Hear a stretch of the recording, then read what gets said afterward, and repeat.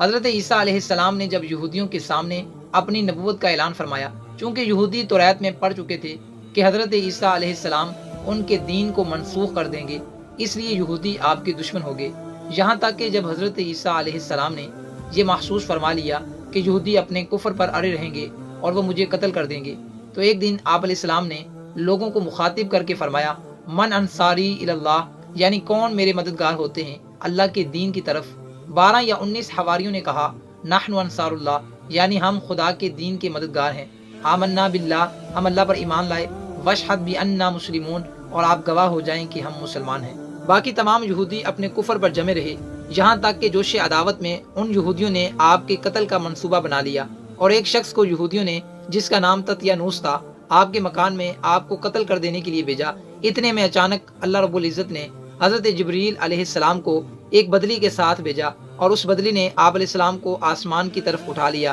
آپ کی والدہ جوش محبت میں آپ کے ساتھ چمٹ گئی،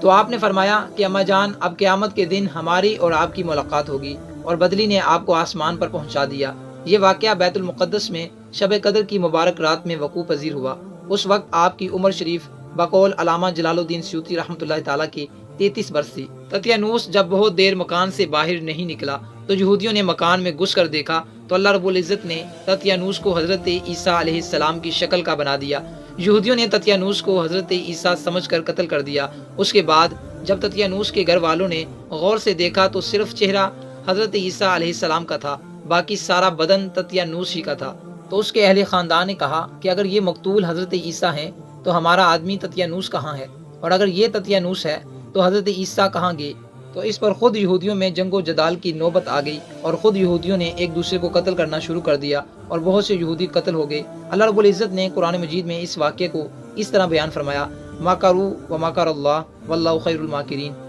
اور کافروں نے مکر کیا اور اللہ نے ان کے ہلاک کی خفیہ تدبیر فرمائی، اور اللہ سب سے بہتر چھپی تدبیر والا ہے۔ یاد کرو جب اللہ تعالیٰ نے فرمایا، اے عیسیٰ میں تجھے پوری عمر تک پہنچاؤں گا اور تجھے اپنی طرف اٹھا لوں گا اور تجھے کافروں سے پاک کر دوں گا، اور تیرے ماننے والوں کو قیامت تک تیرے منکروں پر غلبہ دوں گا، پھر تم سب میری طرف پلٹ کر آؤ گے تو میں تم میں فیصلہ فرما دوں گا جس بات میں جگرتے ہو۔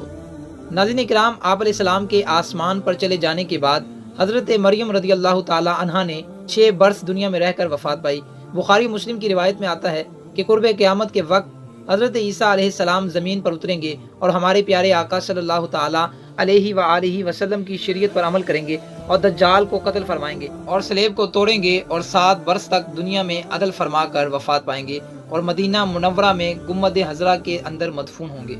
اور قرآن مجید میں عیسائیوں کا رد کرتے ہوئے یہ بھی نازل ہوا، سورۃ نساء میں اللہ رب العزت نے فرمایا، اور بے شک انہوں نے اس کو قتل نہ کیا بلکہ اللہ نے اسے اپنی طرف اٹھا لیا، اور اللہ غالب و حکمت والا ہے۔ ناظرین اکرام، خلاصہ کلام یہ ہے کہ حضرت عیسیٰ علیہ السلام یہودیوں کے ہاتھوں مقتول نہیں ہوئے، اور اللہ رب العزت نے آپ کو آسمانوں پر اٹھا لیا۔ جو یہ عقیدہ رکھے کہ حضرت عیسیٰ علیہ السلام قتل ہو گئے اور سولی پر چڑھائے گئے جیسے کہ نصارہ کا عقیدہ ہے، تو وہ شخص کافر ہے، کیونکہ قرآن مجید میں صاف صاف مذکور ہے کہ حضرت عیسیٰ علیہ السلام نہ مقتول ہوئے نہ سولی پر لٹکائے گئے۔